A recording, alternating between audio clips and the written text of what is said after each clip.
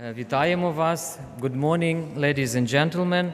On behalf of the organizers of this conference, namely the Faculty of Theology of the Ukrainian Catholic University and its Institute of Ecumenical Studies and the European Society for Catholic Theology and its branch in Ukraine, I would like to greet you all and welcome you to Lviv, Lvov, Lemberg, Leopoli. These couples of names of the same city are the crystal clear indication of an immense history of this particular city and indeed the whole region of Western Ukraine. It is known for its ethnic, cultural, and religious diversity. Today we would like to express our gratitude to our hosts, namely the National University of Lviv Polytechnics and its rector, Professor Yuri Bobolo, and also University's Institute for Education and Culture, MIOK, Institute MIOK, and its director, Irina Kluchkovska. Thank you for hosting us today.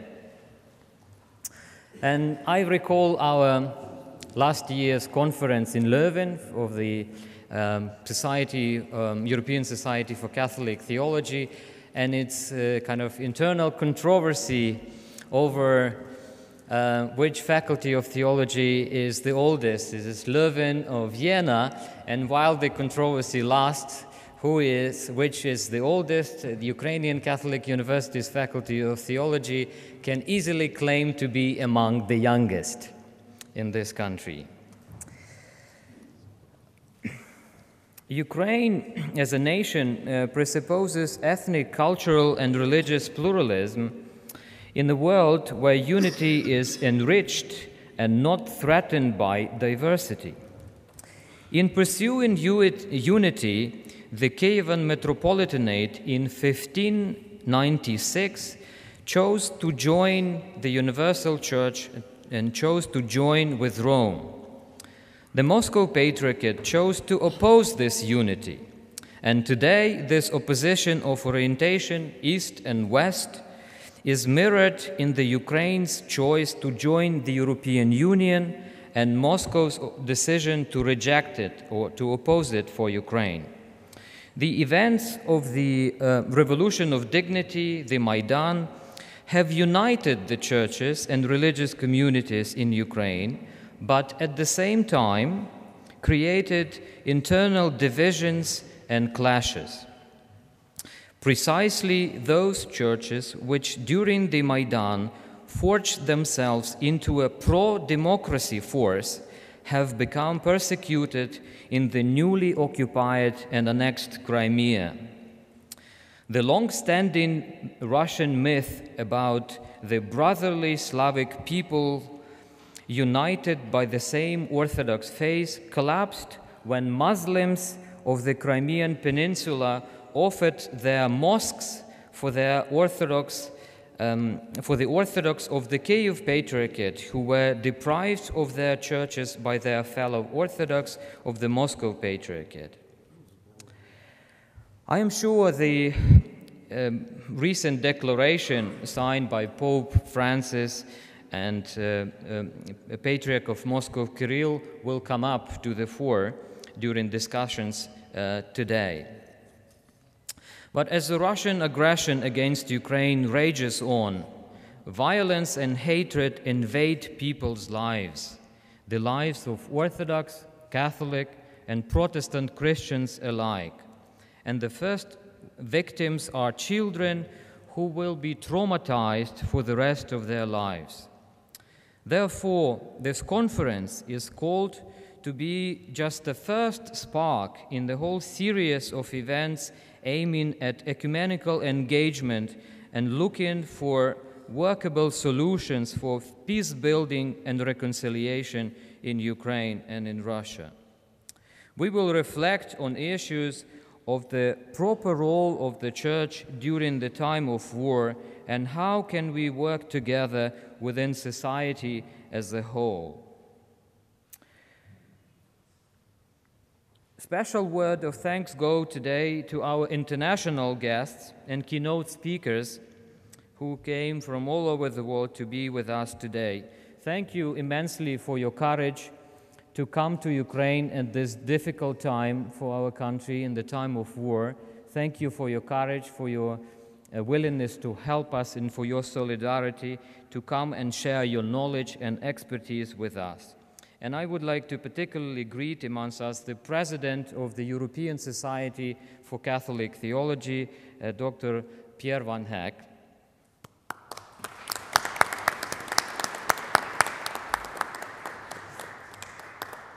We also have amongst us the President of the Conference of Catholic Theological Institutions, as a part of the International Federation of Catholic Universities, Reverend Dr. Thierry Courreau. Welcome.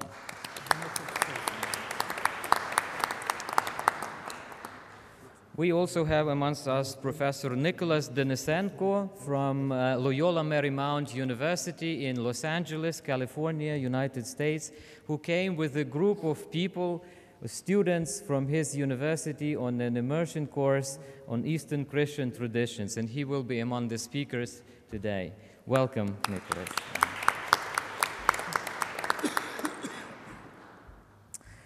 And now I am delighted to invite to address the audience the rector of the Ukrainian Catholic University, Reverend Dr. Bogdan Prach. I will speak Ukrainian. Okay. Всесвітліші отці, дорогі професори, декани,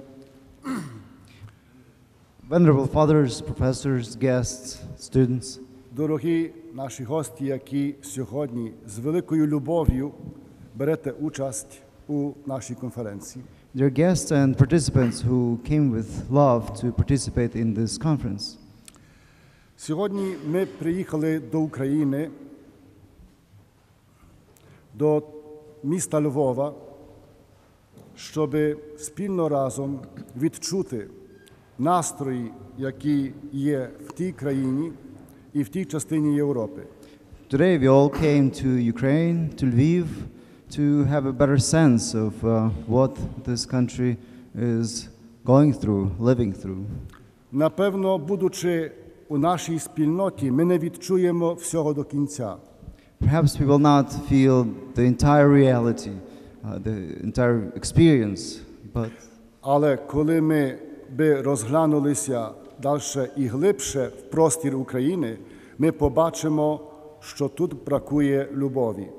But if we do take a closer look to the depth of Ukraine, we can discover that there is still a lack of love, Яка є наслідком довголітніх репресій, які відбувалися в часі Радянського Союзу.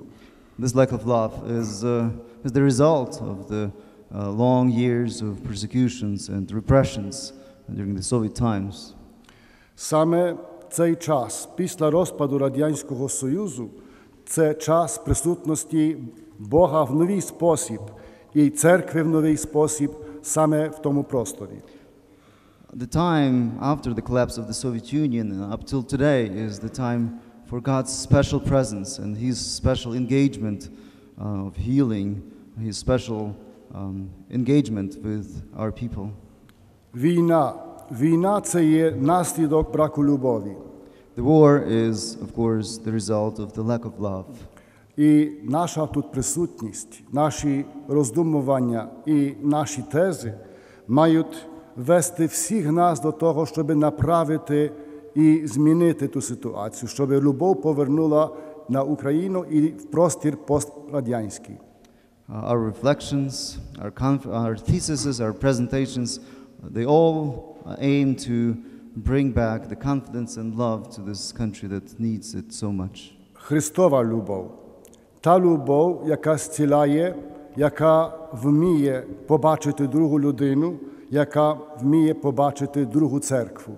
It's the love of Christ that is able to see the other, see Christ in the other, in other churches, in other partners. Нехай сьогодні перед нами стоять дві головні речі, перед нашими очима стоять дві головні речі – Христос і любов. May this conference, may this meeting be a place for two important goals or aims. It's the Christ among us and His love. Саме в тих двох конкретних точках ми маємо свідчити, що ми є в єдності, і свідчити про правду, яка відбувається сьогодні саме на нашій землі. These two icons, these two goals may unite us so that we truly can be united and reconciled at last. Ми самі відчуваємо, скільки неправди виливається через мас-медії. We all sense how much lying, how much misinformation there is in the media. І це все доводить до того, що ті, які вирішують долю людей, самі вирішують, яку правду мають нам подавати. And so this makes a great impact on those decision makers who, by receiving the misinformation, then make sometimes wrong decisions and make this country. Ми добре знаємо, що в тій так званій правді немає любові. Where there is no truth, there is no love. Ми, вертаючи до своїх країн, до своїх університетів, маємо свідчити про правду. When we come back to our countries, to our universities, we are called to witness the truth. Тому теж будьте уважні тут один до одного, слухайте, давайте якнайбільше можливості пізнати ту дійсність, в якій ми сьогодні знаходимося. Please do be very attentive to each other, listen to each other, be critical towards each other so that we can be truly enriched by our exchange. Щоб допомогти нам тут поширити любов в нашій країні і серед тих, які прийшли до нас з мечем. So that this experience may help us solve the difficult problems and find the right answer to the aggressor that came with a sword to our country. Як і серед тих, які мають великий вплив змінити цю ситуацію в західних країнах. And also to make an impact on those in the Western countries who are in the position of making the right decisions. Вітаю організаторів, вітаю всіх присутніх і Божого благословення на ті дні. Слава Ісусу Христу! Once again, I greet the organizers, the participants, and all the venerable presiders here and speakers. Також хочу передати щирі вітання від президента Українського католицького університету владики Бориса Гудзяка. My special greetings come also from the president of the Ukrainian Catholic University, very Reverend His Excellency Boris Gudзяк. Зараз він перебуває в дуже важливій місії в Римі. Мав з'єднатися по скайпу, щось не вийшло, але щирим серцем всіх вас вітає. He's at a very important meeting right now in Rome, and he wanted to communicate with us through Skype today, but this was not able to take place, but still he sends his very best to us. Вітаю. Greetings. A word of welcome from the President of European Society for Catholic Theology. Please join me in welcoming Dr. P'єr van Haak.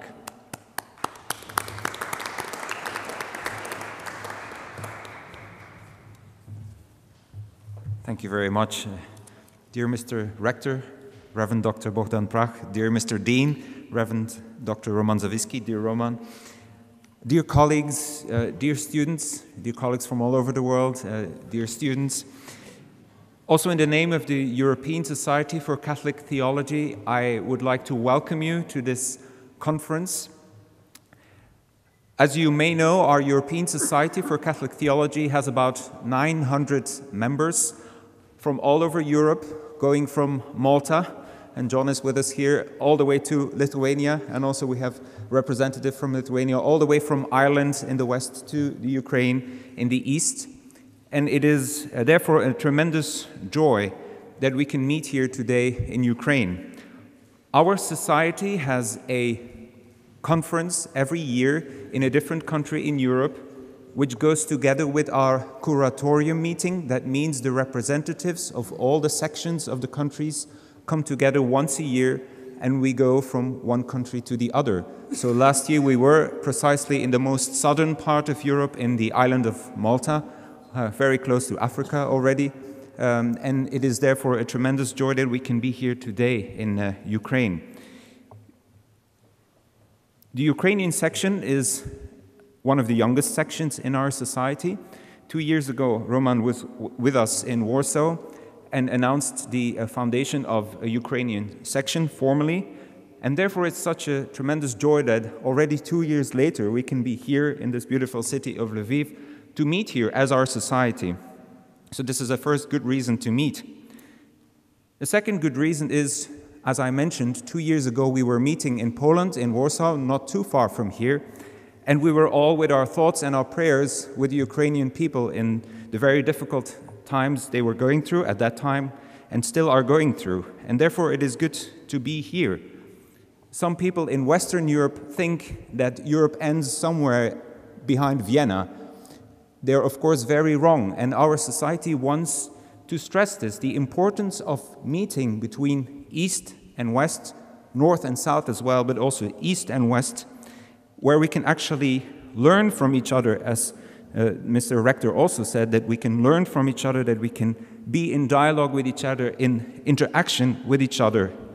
Learn from each other, but also learn together with each other to create a better Europe and a more peaceful Europe. And that's a third reason why I think it is very good to be here today. In the countries where I come from, Belgium, Holland, Germany, these last years we hear repeatedly that religion is the source of much violence, and that therefore it might maybe be better to reduce the importance of religion altogether. And there are very renowned scholars who say that actually violence came into being because of religion, and that monotheistic religions even created a new kind of violence, and that we really have to fight this. I think that this meeting is very important to show that religions, and Christian churches in particular, are on the contrary called, have a vocation, a divine vocation, to build peace, to build understanding, to build love among each other, since we are all children of God and should look at each other with the eyes of God, as the rector also said. So for these three reasons, I think it is very, very opportune and very good that we are here today, confirming our unity in Europe, confirming our unity as Christians also, and our role for the peace of our continent. I may end with noting that we are a large society already, but that all Ukrainian scholars, colleagues, but also doctoral students are very much invited to become members of our society, and thanks to sponsoring we have some special conditions for you. So if you're interested in joining our European society, I would invite you to meet with Roman, our representative, with Dr. Zavійський, or with myself, or with our Secretary General, and we will be very happy to inform you. Finally, I would like to thank the Faculty of Theology of the Ukrainian Catholic University, in particular its Dean, Roman Zavійський, for organizing this conference today. I also wish to thank this university, Polytechnic University, for hosting us. And I wish you all a very good conference today. May this conference contribute to the peace in this country, in our continent, in our world. Thank you very much. I wish you a very good conference.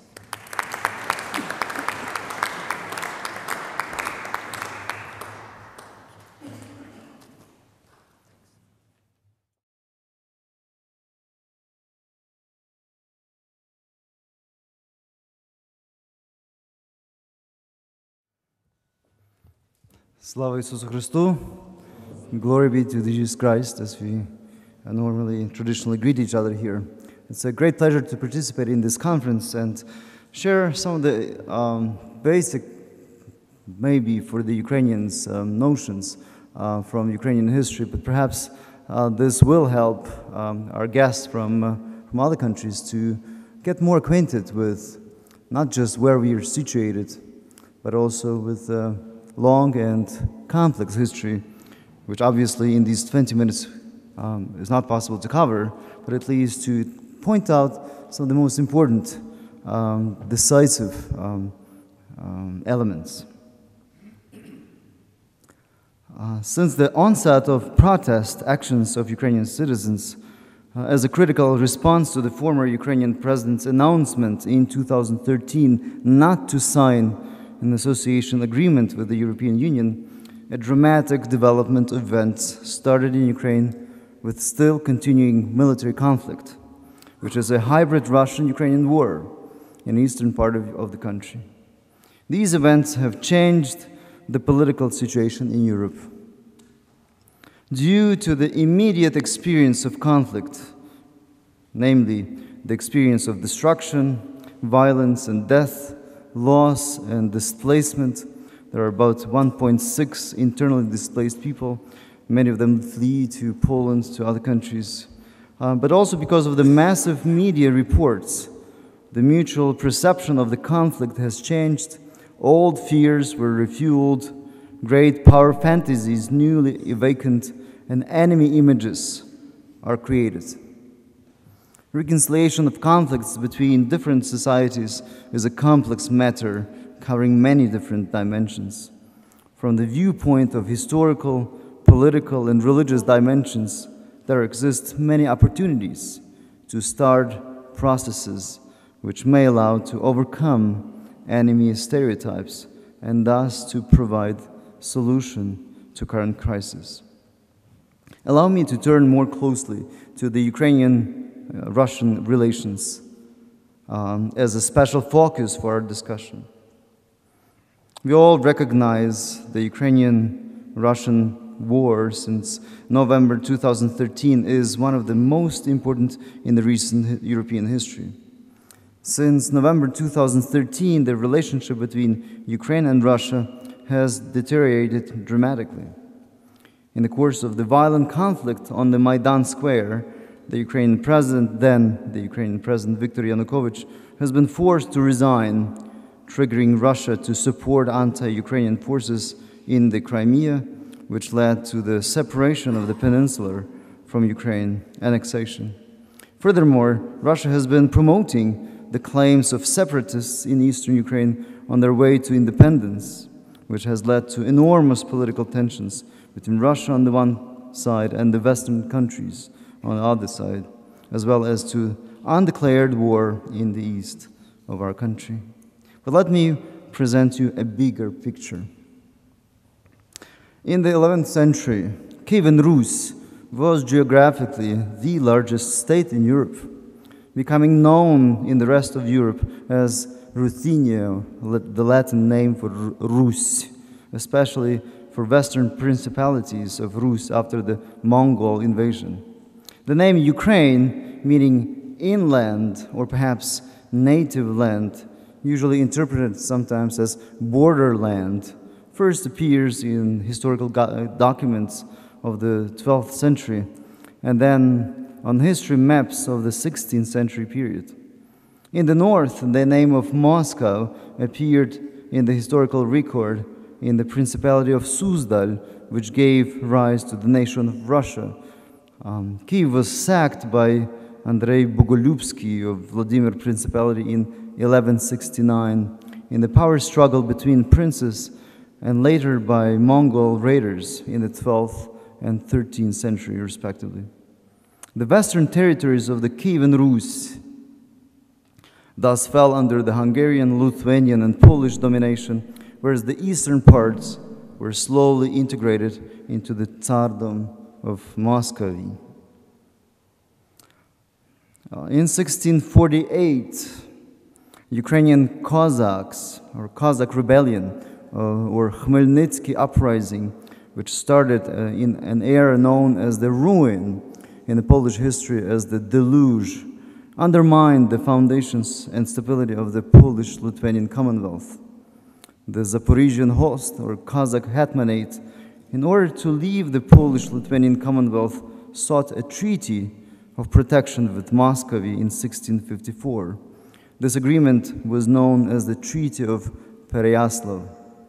After the partitions of Poland in 1772, 1793, and 1795, the west of Ukraine fell under the control of the Austrians, with the rest becoming a part of the Russian Empire. Russia, fearing separatism, imposed strict limits on attempts to elevate the Ukrainian language and culture, even banning its use and study. The Russophile policies of Russification and Pan-Slavism led to an exodus of a number of Ukrainian intellectuals into Western Ukraine. Allow me now to turn to the 20th century. The February Revolution of 1917 resulted in the establishment of official relations between the Russian Provisional Government and the Ukrainian Central Rada that was represented by the Russian government by its Commissar Petro Stebnitsky. At the same time, Dmitry Odinets was appointed the representative of Russian affairs in the Ukrainian government, and after the Soviet military aggression by the Soviet government at the beginning of the 1918, Ukraine declared its full independence from the Russian Republic. At the same time, in the West, the Western Ukrainian People's Republic was proclaimed on November 1st, 1918, here in the city of Lviv, and on January 22nd of 1919, these two republics were united. The two treaties of Brest-Litovsk that Ukraine and Russia signed separately with the Central Powers in the Western Europe calmed the military conflict between them, and peace negotiations were initiated.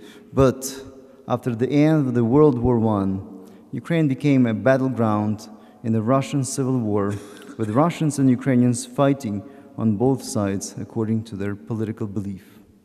In fact, in 1922, Ukraine and Russia were two of the founding members of the Union of Soviet Socialist Republics, USSR. They also were signatories of the treaty that terminated the Union in December 1991. Even though the Ukrainian Soviet Socialist Republic enjoyed certain autonomy within USSR, it was vigorously suppressed by Moscow leadership. The man-made Holodomor in the years of 1932-33 led to million deaths among the Ukrainian population.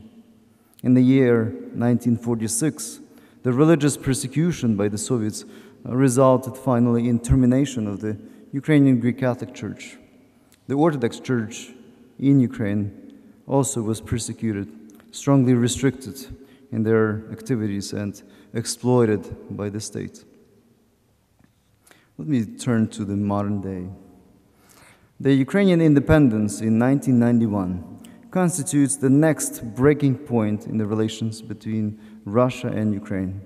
There is no clear answer to the question whether the separation from Russia proceeded in a friendly or hostile way, or how did the transformation processes affect the relationship between Ukraine and Russia, or in which way did Ukraine and Russia address the problem of Russian minorities, as well as ethnic Russians within Ukraine, and how it is interconnected with the reconciliation of both countries. Whatever the processes were, it is important to emphasize that no human lives were sacrificed.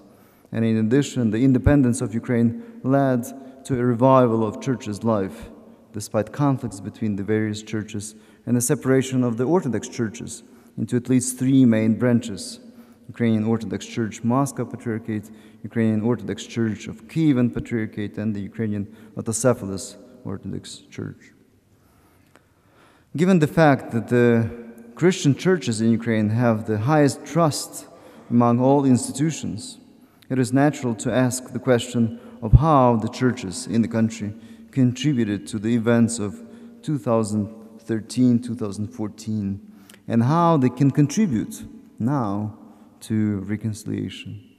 Ukraine is a unique cultural space serving as an interface between Latin and Byzantine Christianity, between Catholicism and Orthodoxy. The vast majority of Ukrainians is committed to the Christian faith, although there is an important Muslim community and an important recognized Jewish community and other religious communities. The largest one is the Orthodoxy that is split, as I mentioned, in 3 jurisdictions. However, the latter two, meaning the Ukrainian Orthodox Church Kievan Patriarchate and Autocephalous Orthodox Church in Ukraine, are not recognized within the world Orthodoxy. Especially in the Western Ukraine, the Ukrainian Greek Catholic Church plays an essential, important role in society. There is also a very dynamic development of various Protestant churches in the communities, the biggest of which are the evangelical and Pentecostal churches. Difficulties in Russian-Ukrainian relations began already in the post-Soviet period and increased strongly after Ukraine tried to strengthen its political, economic, and cultural security links with Europe in recent years. Russia considered Ukraine-EU association to be a serious threat to Russian interests and to the concept of the so-called Ruski Mir. This led to a drastic change in Russian both foreign and domestic policy. After a military conflict in eastern Ukraine broke out, Western countries recognized that Russia was responsible for it. As a result, sanctions are imposed on Russia with the aim of coercing it to change its policy towards Ukraine. The situation now seems to reach a deadlock. None of the parties involved, Russia, the so-called People's Republics, Ukraine, European Union, wants to make real political concessions and accuses others of escalating the conflict. The state-controlled mass media, both in Russia and some in Ukraine, seriously affected public opinion in both countries, creating enemy images and provoking anti-Ukrainian hysteria in Russia and anti-Russian attitudes in Ukraine. There will be some other speakers at this conference, I'm sure, who will speak more about Euromaidan, Ukrainian Revolution of Dignity. In some discussions, we're going to come back to that. Today, we have to address several questions related to recovery of truth, as Father Bogdan Prach earlier said, with respect to history, institutional reforms, and initiatives for reconciliation. It is well known that proper relationship building needs to take place both on the interpersonal as well as intergroup level. In that way, personal circles, just like our conference and our societies, have to be addressed dealing with the expectation with whom has to reconcile. In the context of historical, political, and religious dimensions, the specificities and differences of reconciliation processes on interpersonal or intergroup level have to be first identified and analyzed in order to find out how they are able to contribute to a broader national or international political level. The main goal of our today's conference is the creation of a platform for dialogue and mutual exchange as reconciliation on a European level with support by international actors. These actions are accompanied by research and analysis involving our partners from Sweden, Switzerland, Spain, the United States, Austria, Greece in this particular day today. In this way, we hope to implement positive framework conditions for reconciliation. The rise of interstate hostility is not unprecedented in modern European history, as you know. About 70 years ago in Nazi Germany, the collective perception of France, for instance, was associated with the image of the hated hereditary enemy. After World War II, with millions of victims and experience of contempt, persecution, and extermination, the trenches between Germans on the one hand and the French people on the other hand seemed unsurmountable for the indefinite future. The history after the Second World War demonstrates that even such an initial enemy situation can evolve into an intense joint effort of international understanding. Presently, representatives from Germany and France support actions to overcome the conflict in this part of Europe, which also casts positive light on the contemporary perception of German and French people. Former enemies became friends and political partners. The same can be said about the history of the relationship between Poles and Ukrainians. Some 25 years ago, Ukrainians perceived Poland, or Poles perceived Ukrainians as enemies due to the war between these two groups at the beginning, in the first half of the 20th century. Recent history shows that it is possible to overcome enemy pictures and to successfully support reconciliation processes.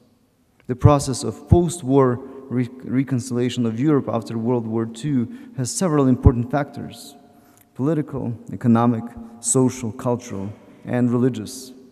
Comparative research on the issues of historical memory and reconciliation has expanded in the recent years regarding military conflicts in Balkan countries, 1990s, and currently here. Today, at least one monograph per year on the subject of reconciliation is published, and I'd like to mention just at least one written recently by Anton Arzakovsky, who specifically deals the relationship between Russia and Ukraine for your further reference and reading. Various scholars have explored these factors through their perspective methodologies, which generally can be summarized in these three categories: historical, political, and religious. Thomas Berger, in his book War, Guilt, and World Politics After World War II, notices that there is a methodological shift in how modern historians write history and how teachers teach it in schools.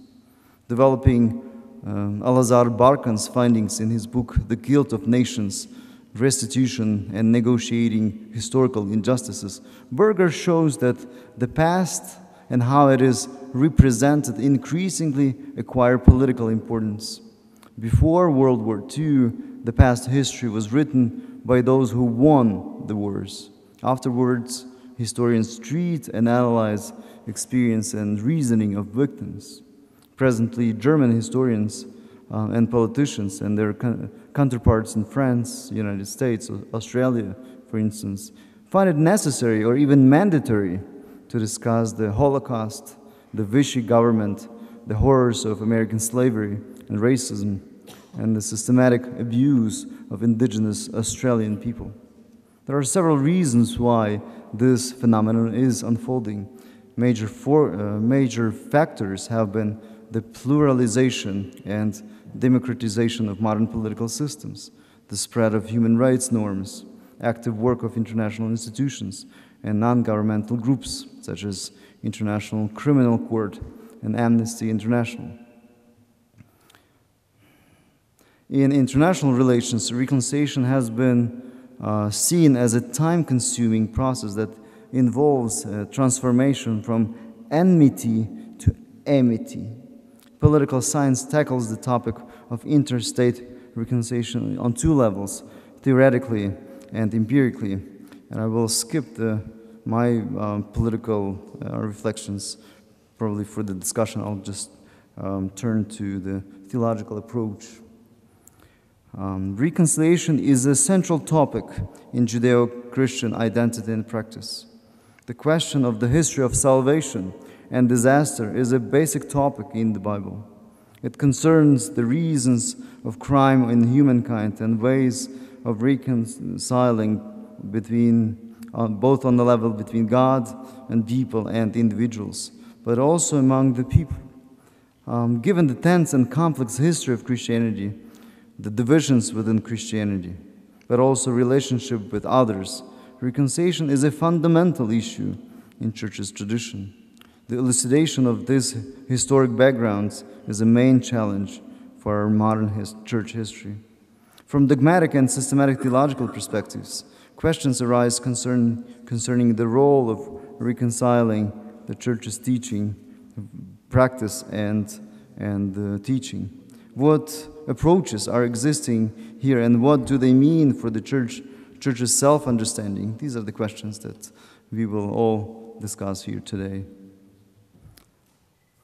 Despite the noted secularism of the Western Europe, religious communities play increasingly important role. As I showed, at least in the slides earlier, Charles de Gaulle and Konrad Adenauer, they clearly referred to Christian ethos of the European culture. This is how European Union was meant to, or was growing. The importance of the religious sensibility is also evident in the impact and reception, for instance, of the Catholic social thought, or new evangelization undertakings of the Catholic Church in Europe.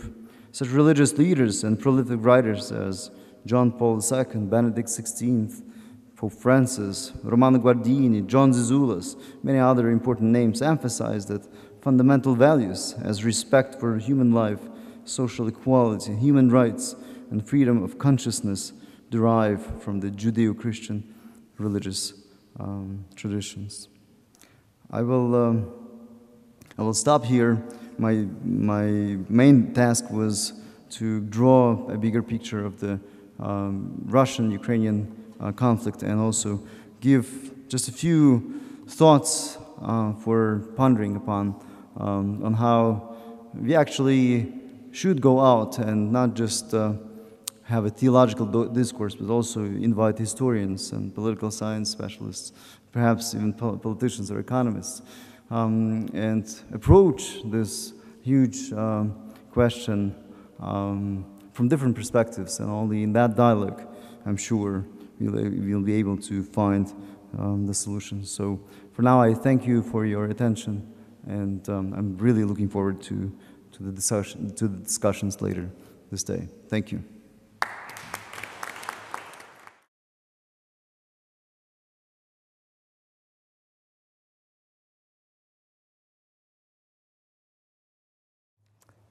Glory be to Jesus Christ. Slava Ісусу Христу.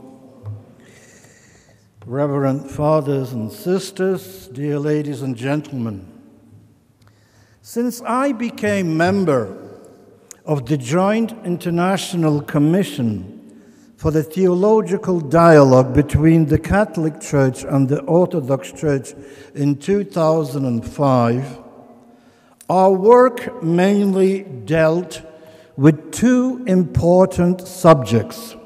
First, ecclesiological and canonical consequences of the sacramental nature of the Church, ecclesial communion, conciliarity, and authority. And the second topic was and still is the role of the Bishop of Rome in the communion of the Church during the first millennium. While discussing the second topic, that is, the role of the Bishop of Rome in the first millennium, the English Language Subcommission came to the following conclusion, and I quote, "Despite the growing divergence and temporary schisms in the second half of the first millennium, communion was still maintained between Rome and the East.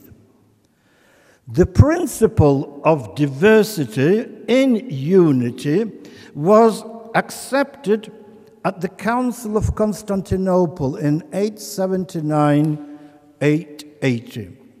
And still, by the year 1000, diversity had not as yet led to lasting separation.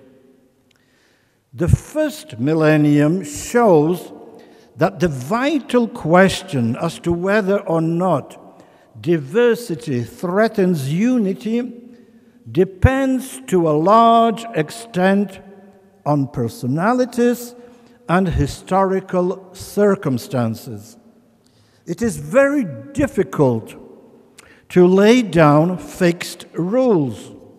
However, it may be said with regard to the maintenance of communion that to a large extent, history shows that, and this is the important phrase, where there's a will, there's a way.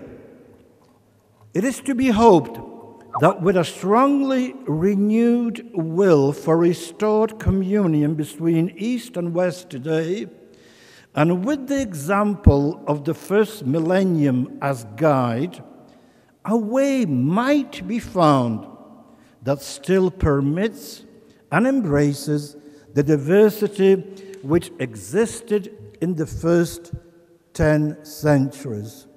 The end of this long but important quote. Yes, the main argument is the old English proverb, where there's a will, there's a way. Perhaps it would be worthwhile to remind us once again, what is ecumenism or ecumenical movement?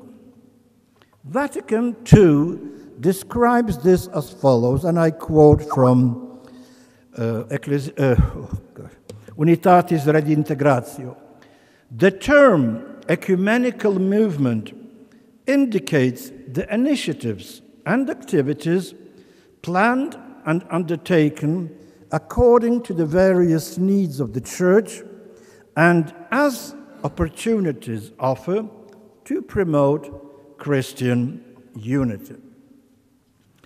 This means that one of the most important elements of ecumenism, besides prayer, is the dialogue, encounters, studies, debates, discussions, research.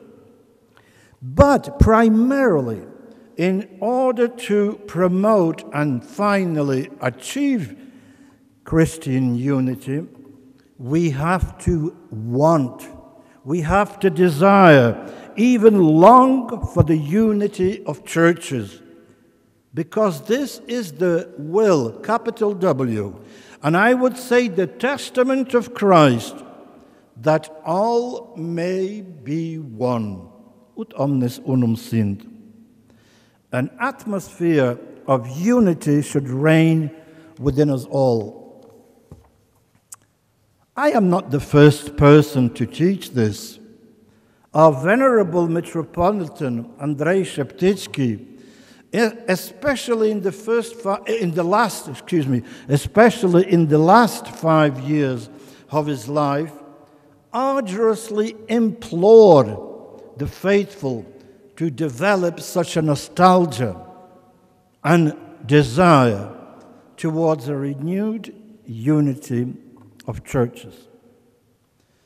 Personally, I am of the strong opinion that when churches want to repair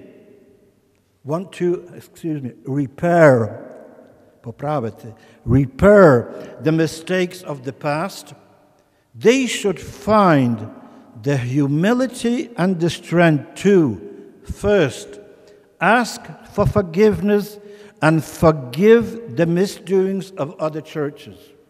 Second, seek and work towards reconciliation.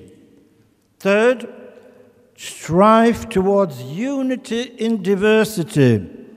And finally, four, live together in mutual tolerance, accord, respect, and love.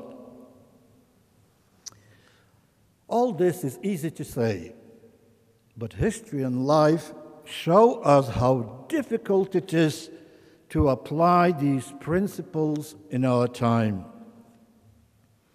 Let's analyze all 4 points. First, indeed, some steps have been made, important steps.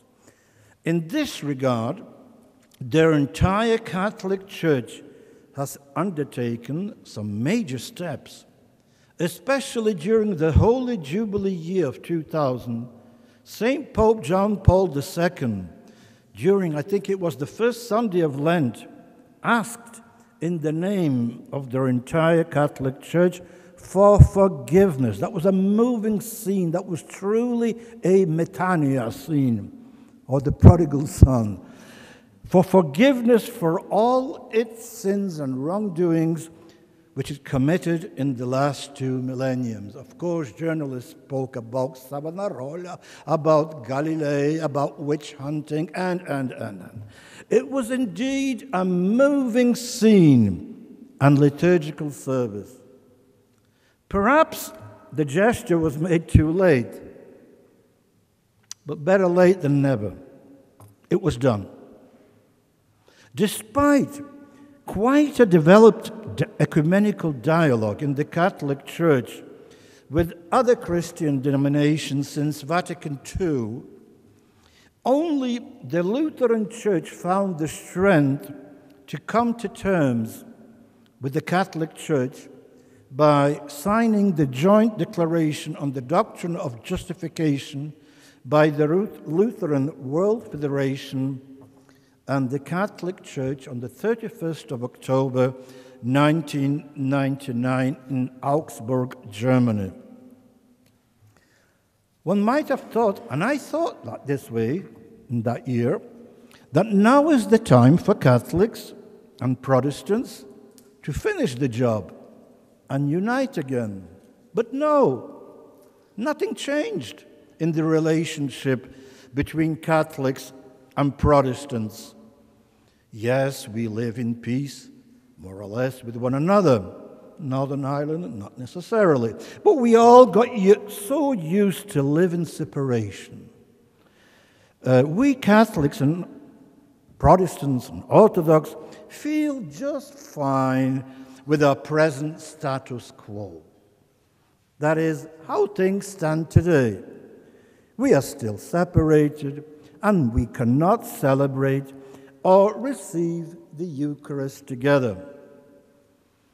Moreover, it seems not to bother today's Catholic and Protestants that we still live in disunity.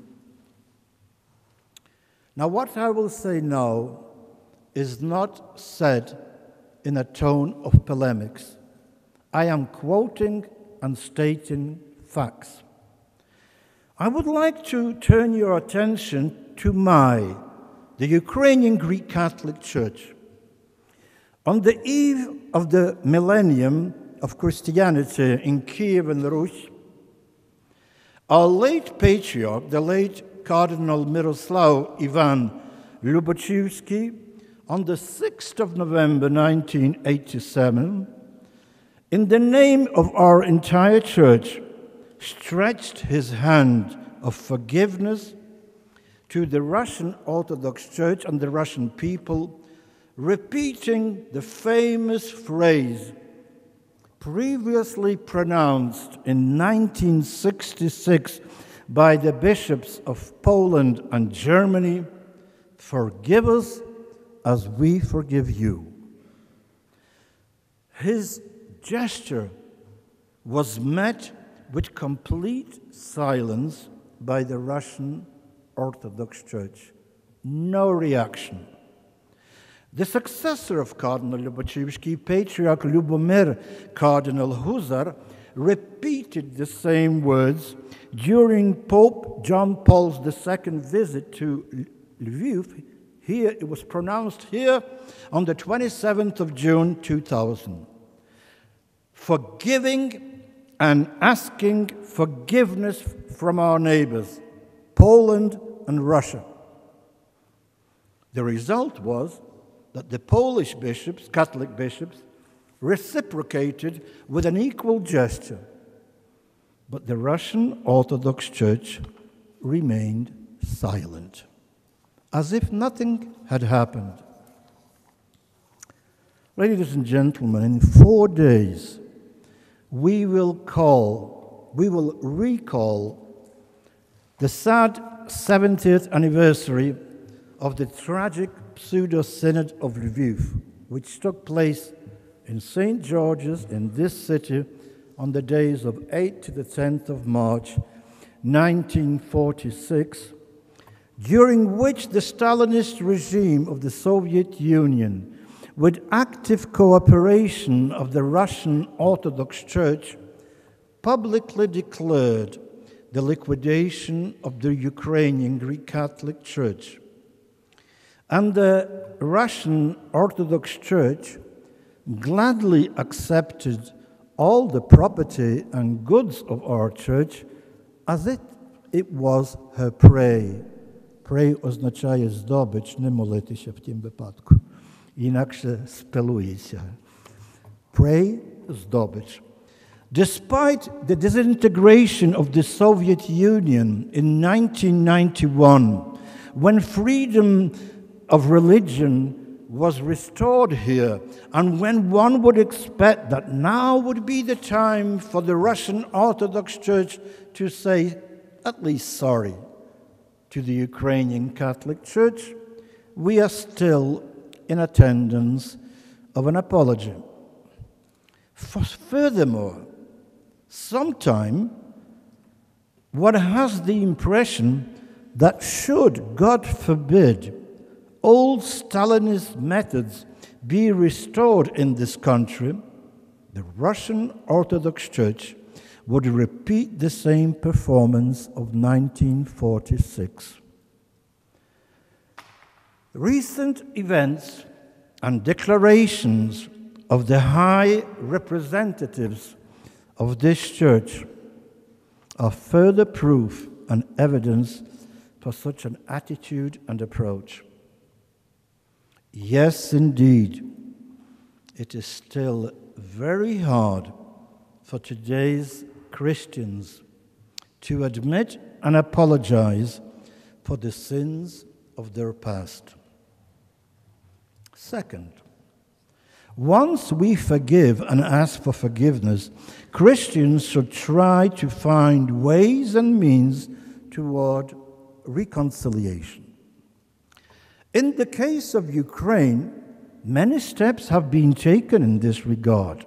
Meetings, conferences, ecumenical services with the Roman Catholics, the Ukrainian Orthodox Church, Kievan Patriarchate, and the Ukrainian Autocephalous Orthodox Church, the Lutheran Church with Polish, Belarusian, and even Germans are very interested, even German representatives. Some open-minded Russians also participate in such conciliatory gatherings. But the official Russian Orthodox Church remains outside and is silent, as does regretfully our Ukrainian Orthodox Church, Moscow Patriarchate. They behave as if nothing is happening. From then, one can hear the words, and this is my experience. I wanted to say Our Father in public with a Russian Orthodox bishop, and I got this answer. I quote, "It is forbidden to the faithful of our church to pray with the heretics." Or, if you want to be united with us, then please accept full orthodoxy and our church as the only church of Christ. Well, needless to say that such language, which sounds also almost as an ultimatum, is very far from true dialogue and reconciliation. Despite all the positive changes in the third millennium society, such fundamentalist mentality is still quite widely spread in Russia, Eastern Ukraine, and other parts of Eastern Europe. Therefore, it is of paramount importance to work toward reconciliation in humility, prayer, and a lot of patience. A lot of patience we need. But if we truly are striving towards unity, God will give us the strength to achieve the necessary reconciliation. Third, the third prerequisite is to continuously strive towards unity in diversity. Much has been done in this direction during the last 50 years. As a matter of fact, what we are already doing today at this international conference is precisely this search of unity in diversity. Mind you, a certain exclusivism still exists in the Catholic Church. Many Catholics are still convinced that to be a true Catholic, you have to follow the Latin Rite. Even if not pronounced in public, one can sense that many Roman Catholics still have a superiority approach when dealing with Eastern Rite Catholics. I did sense this. I worked in the Vatican for 8 years. Reminiscent of the principle prestantia ritus Latini. Being the largest church, sui juris, the Roman Catholics should not forget that all rites are equal, as it has been decreed by Vatican II. Please allow me to share my feeling that sometimes, and in certain occasions, I find it quite difficult to be a Catholic of an Eastern Rite, because the Orthodox consider you a traitor, and the Roman Catholics look upon you as on a second-class Catholic. This indeed should stop. True unity presupposes diversity.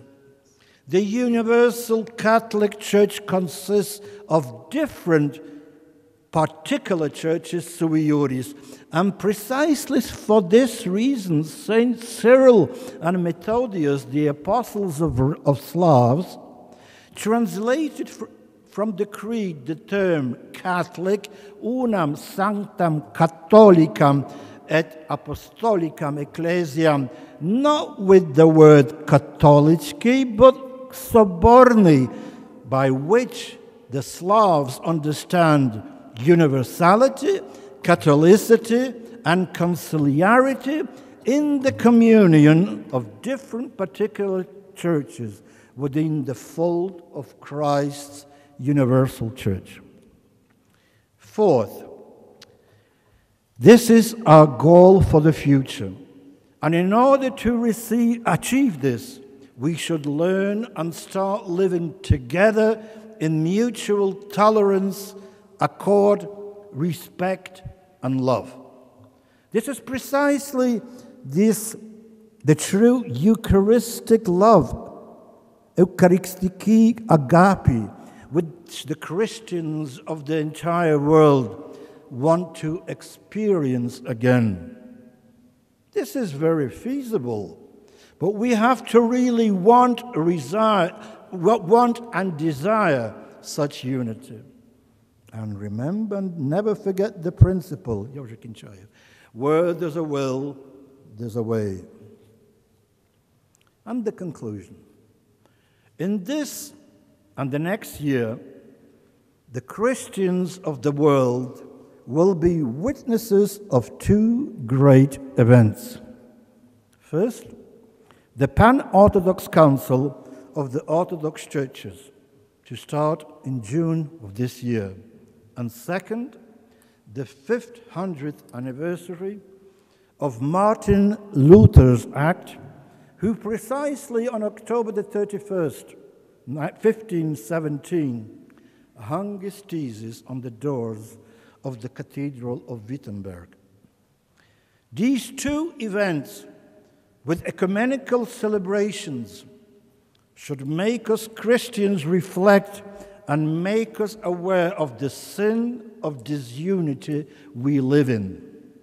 These two occasions should encourage today's Christians to find the ways and means to unite once again through forgiveness, reconciliation, preserving unity in diversity, and living in mutual tolerance, accord, respect, and love. Indeed, we should ask the Holy Spirit for special assistance during the celebration of these important jubilees and events. But I want to remind you of another future anniversary. In the year 2025, when I will be already 70 6. Christians of the entire world will celebrate the 1700th anniversary of the First Ecumenical Council of Nicaea. And please, I'm speaking like Martin Luther King, let me have a dream. How marvelous it would be if the Bishop of Rome, together with all the patriarchs of the Christian East, would celebrate divine liturgy, the Eucharist, in full communion with Christ. Grant this, O Lord. Poдай, Господи. Thank you for your attention.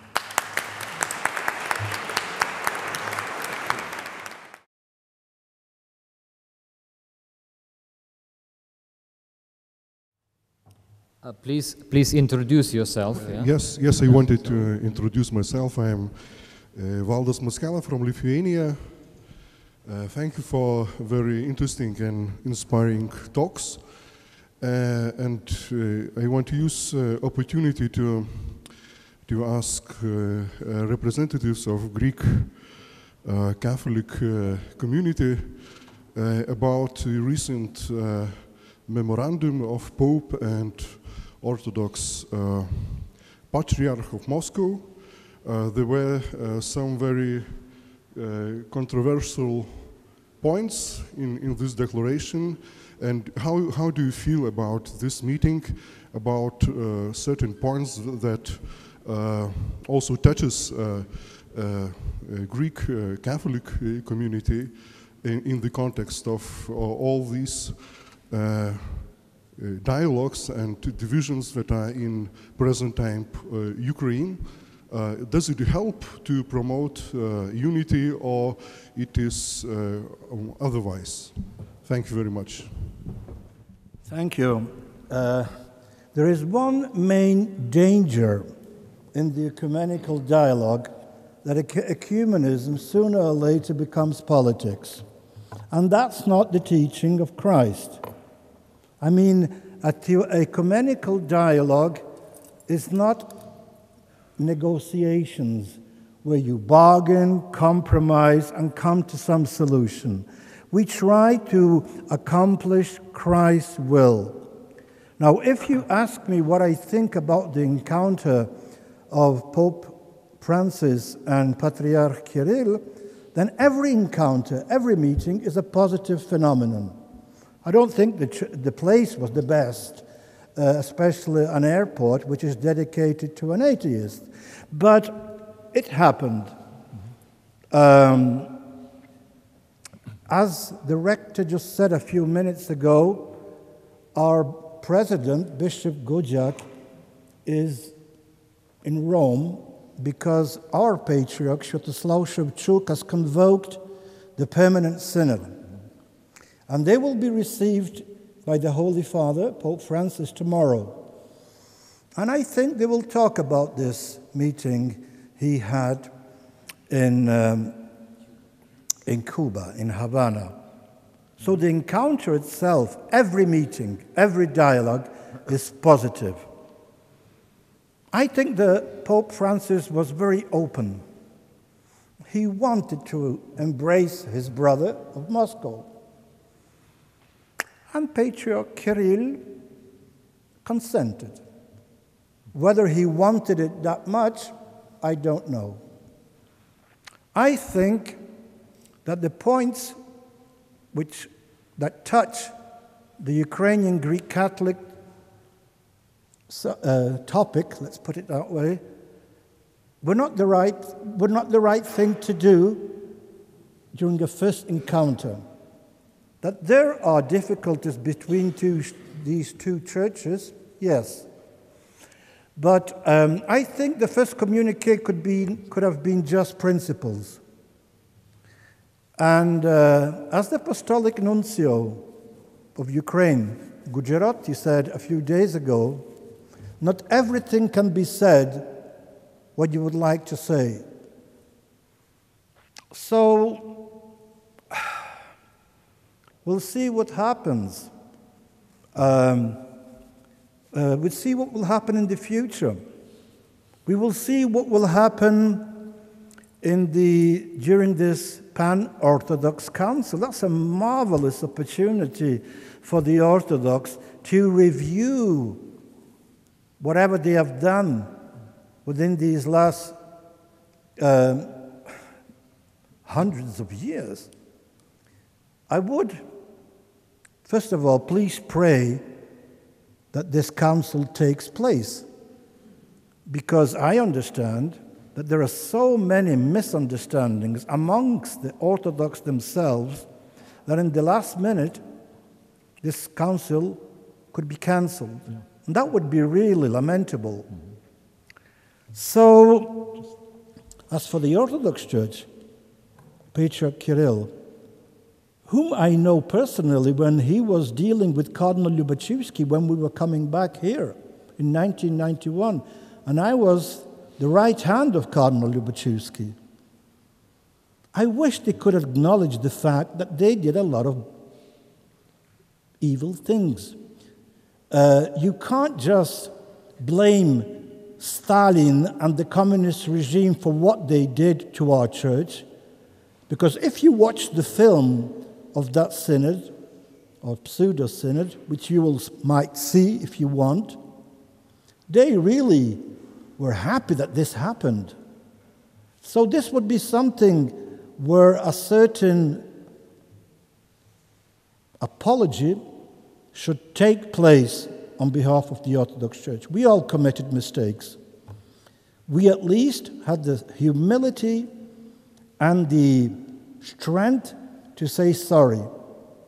Although we Ukrainians have little to apologize to the Russians. To be quite frank, but we said it. Now, don't tell me that the Russian Orthodox Church did not commit any mistakes throughout its existence. Okay. If you're an historian, as a Lithuanian, you know that better than I do. So, the meeting itself, positive. I think the communique was more written in Moscow than in the Vatican. The Vatican, the Holy See, the Holy Father complied. But this encounter took place, and we should pray for better developments. Was my answer satisfactory to you? Good, thank you. Yeah. Just a short question. You have to seem reservations against bargaining, quarreling, and compromise. What was the counsel of the apostle others than bargaining, quarreling, and compromise? That's the way the Holy Spirit works. Yeah, through people and circumstances. Yep.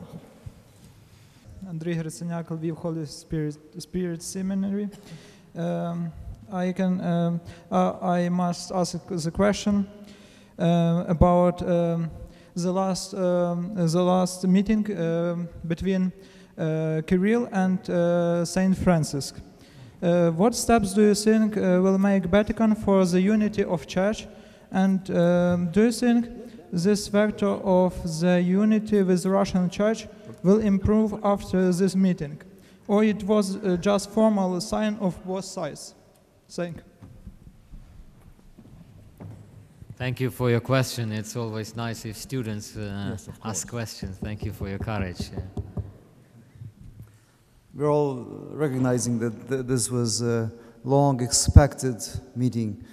John Paul II was extending the invitation and possibility to meet with the Patriarch of Moscow, and the same thing was done by Benedict XVI, who hoped much for and prayed for this meeting, and we are all happy that this finally happened, and we do think that this is an icebreaker, that such high officials finally were able to overcome the historical differences and actually, well, together met perhaps at the wrong place, at the wrong time, God knows, but this is a beginning.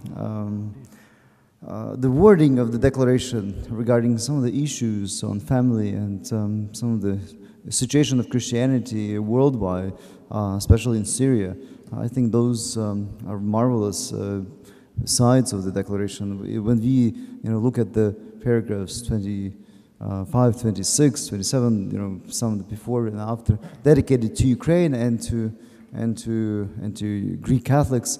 I think this is a very restricted, and some of us even felt that the language that was used is pre-Balamant language. For instance, Greek Catholics were called as a Greek Catholic community instead of a Greek Catholic Church, which it's a step down from the achievement of the ecumenical process that we've witnessed for the last decades.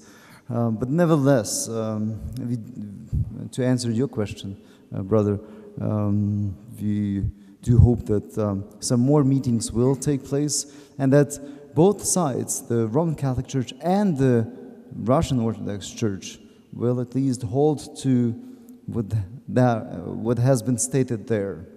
That, for instance, the churches should not be engaged in military actions, even though we know that not just on the level of chaplaincy, but also on the level of some priests holding guns in hands. This is something that is unacceptable from the Christian point of view, even as we just heard from the presentation of our Orthodox theologian, that this is something that is prohibitive, and I do hope that some instructions should be sent from Moscow to the bishops and priests in those territories to withhold their military engagement.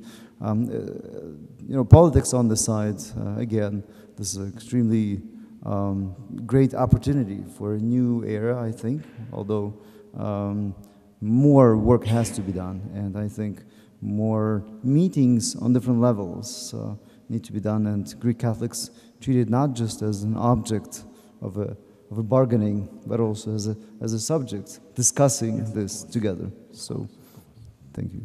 Yeah, thank you. So, let's have a break. Let's have a break.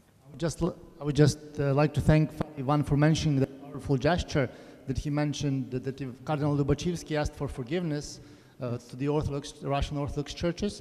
And I think that later, when Cardinal Ahuzar commented this, he said that when you ask for forgiveness, the one whom you ask forgiveness has to be conscious of his wrongdoings. Yes. Otherwise, he's not able to forgive. Father Ivan, what do you think? Do you think that Russian Orthodox Church is conscious of those wrongdoings? Are they able to apprehend it? Or in the light of these conflicts which are now in Ukraine, it's not going any further? Well, I think that the Russian Orthodox Church is a community of faithful, and I am certain that many Orthodox Russian faithful truly know that it committed some mistakes in the past. But there is such a thing as raison d'etat, you know, and so far, I think the Orthodox world as a whole, well, the ecumenical patriarch, you just compare the encounter of Paul VI and Patriarch Athenagoras in the Holy Land. Indeed. What a strong spiritual dimension. And here, I had the impression that the Pope really wanted to embrace him, embrace Patriarch Kirill. Yes. And he said, okay, if you want it that much, I will do it to you. And he did. I mean, the encounters between Paul VI, John Paul II, Benedict, always took place either in churches, in St. Peter's, in St. Paul, in St. George's at the Fanar, after a liturgical service, after some gesture, and so on. Here, couldn't they say Our Father together? They're not perfect in English, but they both know English. They could have said it in Latin and in Old Slavonic. They didn't even make the sign of the cross. Yes. So, this church has a problem, according to my view. And this is pride.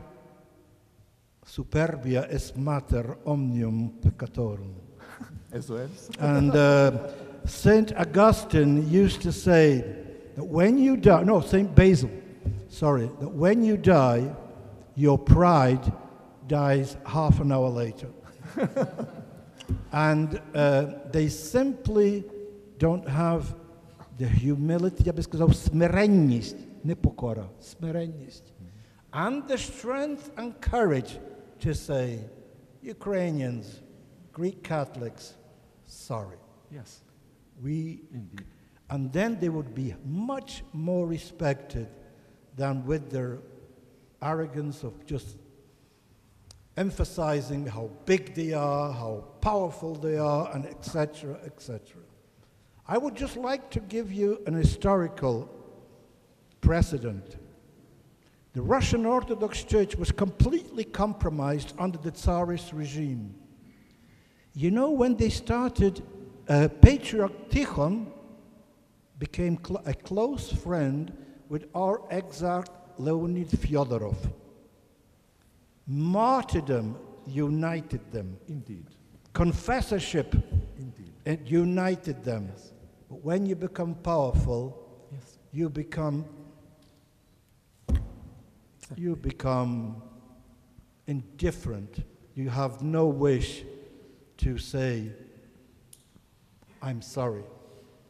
And the Ukrainians have a prayer. I mean, Christ said, "Хто з нас без гріха, нехай кине камінь." Who is without a sin, he can throw the stone on that woman. First zone. So it's a two-way traffic. We can't demand from the Russian Orthodox Church to apologize before us, but I would really like it to happen. Mm-hmm. And we would reciprocate. I think we could really work together.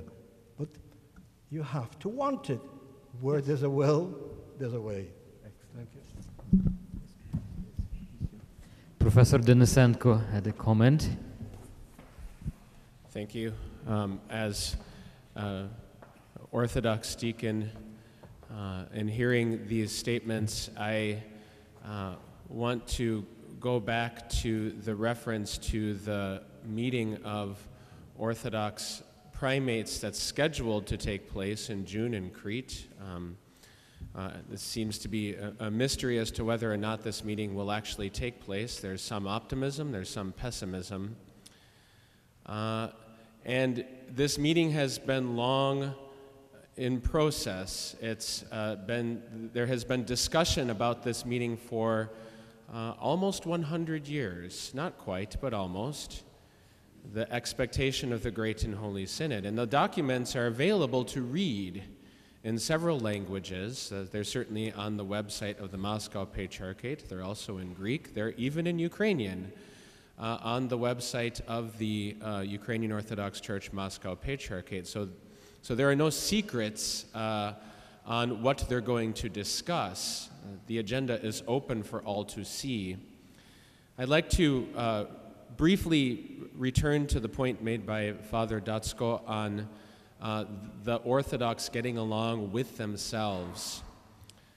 It is easy, it's very convenient to simply say the Orthodox don't get along with one another, and there's some truth to that, and I can say that as someone who's written on this issue many times and spoken openly about it. And I fully agree with your comment on the absence of desire.